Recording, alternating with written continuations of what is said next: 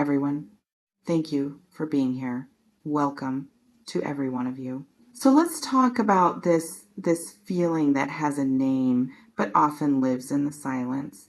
This fear of love. It's not a simple anxiety, is it? It's a deep, resonating frequency that hums through your system when intimacy gets too close, when vulnerability becomes a real possibility. And I need you to understand something. Right from the start, this fear is not a flaw. It is not a sign that you are broken or incapable or destined to be alone. What if I told you it is simply the shadow cast by a magnificent structure you built yourself, a wall, an invisible, intelligent, and profoundly necessary wall that you constructed, brick by careful brick, with the sole intention to protect the most tender part of you. That is what we're seeing right now. Not a problem to be solved in a hurry, but a fortress to be acknowledged with respect. You built this, and that fact alone, it changes everything. It moves the energy from a place of victimhood, why is this happening to me, to a place of powerful, albeit painful, authorship. You were the architect of your own protection. And my goodness, you built it well. It has served its purpose. It has given you space. It has given you time. It has given you a kind of solitude where you could hear your own thoughts again. Can you feel the truth of that? Can you feel, even for a second, a sense of gratitude for this wall, for the safety it provided when the world felt too overwhelming? That might feel like a strange question, but sit with it. Does this perspective, seeing your fear as a structure you built, rather than a curse you carry, resonate with where you are? Because here's what I'm noticing in the energy now. There is a shift. It's not about the wall coming down, not yet. It's about you walking up to it, placing your hand on its surface, feeling its texture for the first time, not as a barrier between you and the world, but as a monument to your own resilience. You are beginning to study your own craftsmanship. You are noticing the materials you used. Were they bricks of old disappointment? Mortar made from promises that turned to dust? Stones carved from the words you heard when you were too young to understand that they were about someone else's pain, not your worth? You are taking inventory. And in that act of quiet, non-judgmental observation, something softens. Not the wall, but your relationship to it. There is a profound self-compassion beginning to bloom on your side of this structure. A part of you is finally old enough, wise enough, strong enough to look at this formidable thing and say, I understand why you are here. I remember the storms you sheltered me from. This is not about agreeing to live behind it forever. This is about honoring its service. And when you honor something, you loosen its unconscious hold over you. You integrate its story. It becomes a chapter in your book rather than the entire setting. This is deep internal work. It's happening in the quiet moments. When you feel a pang of longing but instinctively pull back, and instead of criticizing yourself for pulling back, you simply notice. You get curious. What am I pulling back from? And what ancient part of me believes this retreat is still necessary? That question, that gentle inquiry, is the most powerful tool you have right now. It is the sign that you are no longer asleep inside this fortress. You are awake within it, exploring its halls, its rooms, its locked doors. You are meeting yourself within the very structure you built for survival. And this changes the quality of your loneliness. It's no longer a hollow, aching space.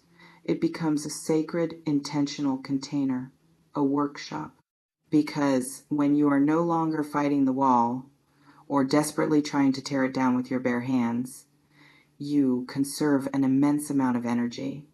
That energy is now free to be used for something else, for nurturing the very heart it was built to protect. You are, perhaps for the first time, turning your attention not to the barrier, but to the precious space behind it, to the you that has been waiting all this time to feel truly safe, not safe from others, but safe within your own care. This is the turning point. The moment the narrative shifts from protection at all costs to discerning what true safety actually feels like in your body. Does it feel like a 10-foot thick stone wall?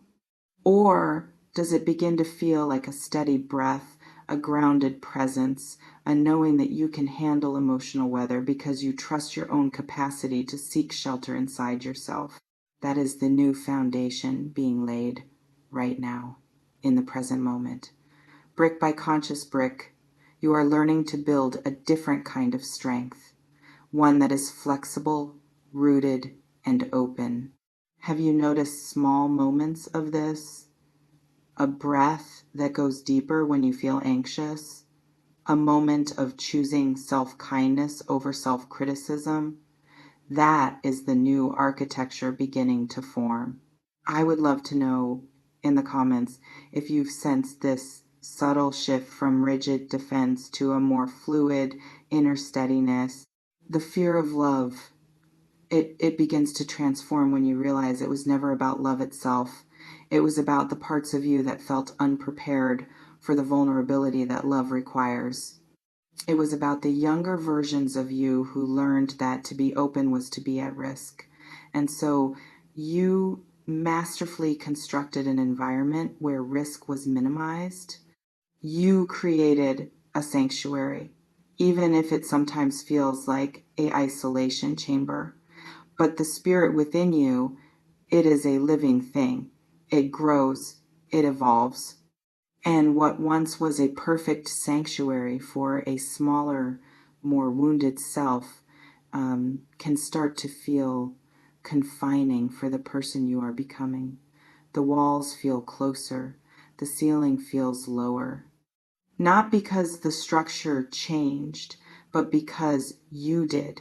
You are outgrowing the old blueprint. That is the gentle, persistent pressure you feel. It's not an external force trying to break in.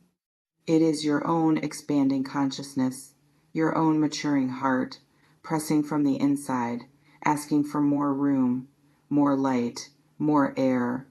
The fear is the echo that bounces off those old walls, asking, is it safe?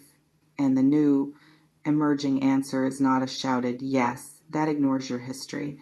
It is a calm, steady whisper that says, I am here, and I am listening, and I will decide what is safe from a place of present moment wisdom, not from an old automated script.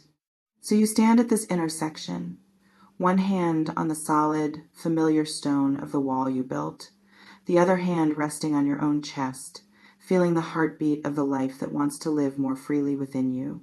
There is no conflict here, only a profound acknowledgement, a deep bow to the past, and a clear-eyed awareness of the present. The wall did its job, and now you are doing yours. Your job is not to destroy what you built, but to consciously relate to it, to thank it, and then, with all the time in the world, to begin imagining where a gate might someday go. Not an explosion, not a collapse, but a gate, a choice, a point of passage that you and only you control from both sides. This is where your power resides, not in the absence of fear, but in the conscious relationship with the very structures that fear created. You are no longer hiding behind the wall.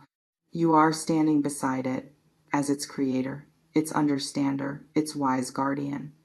And from that place of empowered authorship, everything looks different. The landscape of your heart is no longer a besieged castle. It is a sacred ground with a history, with boundaries you understand, and with a sovereign in residence who is learning, breath by breath, what true safety and true connection feel like as one integrated whole. I don't sell futures, I build architects. No predictions, just the raw truth for the tough ones. Stay magic, stay in the now.